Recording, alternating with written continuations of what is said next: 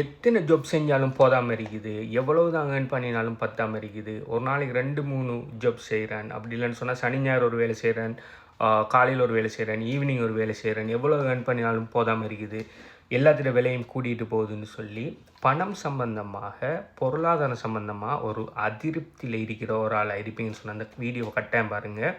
எந்த வாழ்க்கையை தலைகீழாக புரட்டி போட்ட ஒரு புக்கை பற்றி தான் அந்த வீடியோவில் நான் கதைக்க போகிறேன்.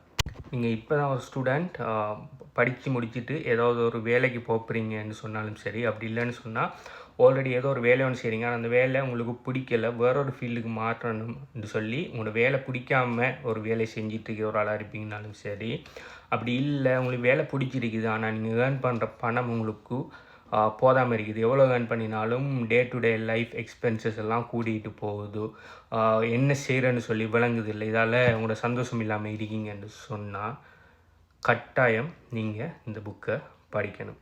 இந்த புக் என்னன்னு சொன்னால், அந்த புக்கிட்ட பேர் த பிட்காயின் ஸ்டாண்டர்ட். இப்போ நான் பார்த்தீங்கன்னு சொன்னால் நார்மலாக ஃபிசிக்கல் புக் ரீட் பண்ணுற ஒரு ஆள் இல்லை. நான் எப்படி தகவல்களை கன்சியூம் பண்ணுறான்னு சொன்னால் விஷுவல் லேர்னர். ஓகே, நான் ஆடியோ புக்ஸ் எல்லாம் யூடியூப்பில் படிப்பேன், அப்படி இல்லைன்னு சொன்னால் புக்ஸோட சம்மரியில் வாசிப்பேன். அப்படி வாசிக்கக்குள்ள நான் ஃபர்ஸ்ட்டுக்கு இந்த புக்கிட்ட தி பிட்காயின் ஸ்டாண்டர்டுங்கிற புக்கிட்ட சம்மரியை தான் யூடியூப்பில் பார்த்தேன். இந்த சம்மரியில் சொன்ன விஷயம் மட்டுமே இந்த உலகத்தை நான் எப்படி பார்க்கணுங்கிறத பொய்யாக்கி நிற்கி.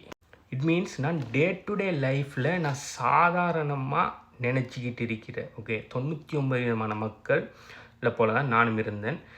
நம்ம டே டு டே லைஃப்பில் காலையில் எழும்புறோம், வேலை போகிறோம், வாரம் நம்மளுக்கு சேலரி வருது, நம்ம அதுக்கு டேக்ஸ் பே பண்ணுறோம்.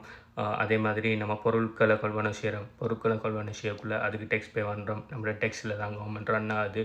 கவர்மெண்ட்டுக்கு சர்டன் விஷயங்கள் செய்கிறாங்க, கவர்மெண்ட் நம்மளை பாதுகாக்குது, அதனால் நம்மளுக்கு ஃப்ரீ எடியூகேஷன் கிடைக்குது. அடுத்தது இன்ஃப்ராஸ்ட்ரக்சர், ரோட், பிரிட்ஜுன்னு சொல்லி லைக் நார்மலாக ஒரு சராசரி மனிதன் எப்படி டே டு டே வாழ்க்கை படிக்கணும், படித்து முடித்த உடனே வேலையை கொண்டு போகணும், வேலையில் சரியாக இருக்கணும், ஒரு 40-50% வேலை செஞ்சது பிறகு பென்ஷன் கொண்டு வரும், அப்படி ஒரு ஃபண்ட் கொண்டு வரும், அதை வச்சு ரிட்டையர்மெண்ட்டை சந்தோஷப்படணும்னு சொல்லி நானும் எல்லார் மாதிரியும் ஒரு காமன் ஆள் மாதிரி தான் நானும் டே டு டே லைஃப் வாழ்ந்துட்டு இருந்தேன். ஓகே, எப்போ நான் இந்த புக்கை படித்தனோ, ஓகே, அந்த படித்த இதில் இருந்து கவர்மெண்ட்ஸ்கள் எப்படி உருவாகுது, பேங்க்ஸுகள்னா என்ன, பேங்க்கில் இந்த டெக்ஸ்னா என்ன, கிரெடிட்னா என்ன, மணி எப்படி உருவாகுது, மணி எப்படி சர்க்குலேட் ஆகுது, அதுக்கு பெக்கிங் என்ன, அது இதுன்னு சொல்லி நிறைய விஷயம், உண்மையான விஷயம் எனக்கு தெரிய வந்துக்கு.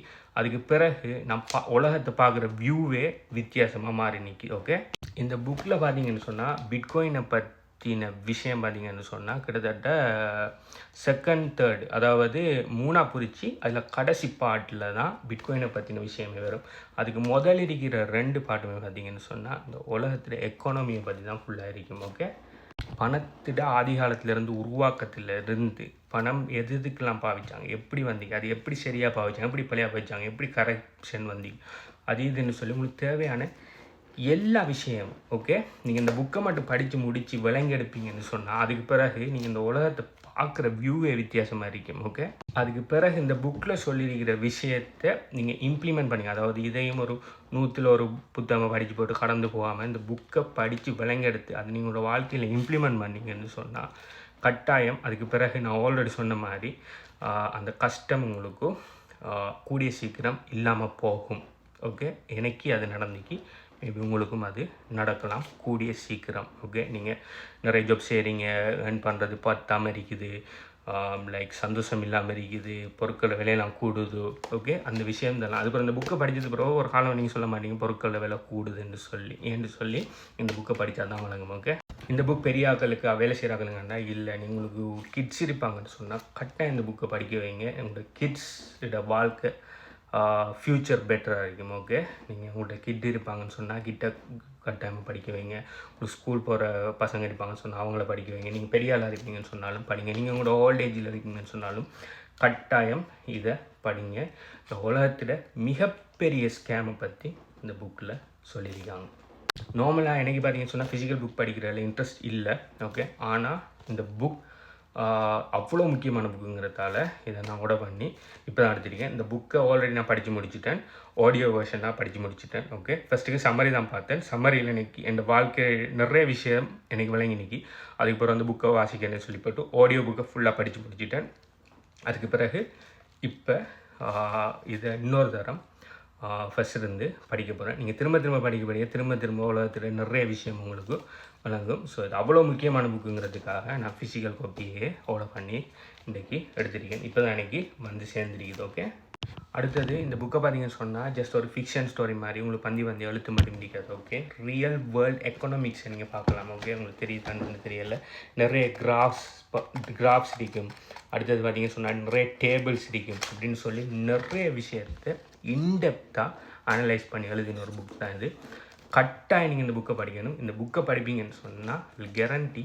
ஓகே, நீங்கள் படித்து சரியாக படிப்பீங்கன்னு சொன்னால் நீங்கள் இந்த உலகத்தை பார்க்குற வியூவே அப்படியே 180 டிகிரியில் டேர்ன் ஆகும். ஓகே, லைக் 180 டிகிரியாக 360 சம்திங். உங்களோட உலகத்தை நீங்கள் உலகம் பார்த்துட்டு இருந்த வியூவே வித்தியாசமாகும். ஸோ நான் இவ்வளோ காலத்துக்கு நான் படித்த புக்ஸ்லேயே பெஸ்ட், ஒன் ஆஃப் த பெஸ்ட்னு சொல்ல மாட்டேன், பெஸ்ட் ஆஃப் த பெஸ்ட்னு நான் சொல்லுவேன் இந்த புக்கை படிச்சிங்கன்னு சொன்னால் உங்களோட வாழ்க்கையே வித்தியாசமாக மாறும். ஓகே, நான் இந்த கண்டென்ட் க்ரியேஷன் ஜேர்னியையே நான் இதுக்காக அர்ப்பணிச்சிருக்கேன். என்று சொன்னால் அந்த அளவுக்கு ஒரு பேஷனேஷன் வந்து ஒரு பேஷனேட் ஆகினதுக்குரிய காரணம் இந்த புக் தான். ஸோ இந்த புக் நீங்கள் படிச்சிருக்கீங்களா இல்லையா, படிப்பீங்களா இல்லையாங்கிறத கீழே கமெண்ட் பண்ணுங்கள். பை.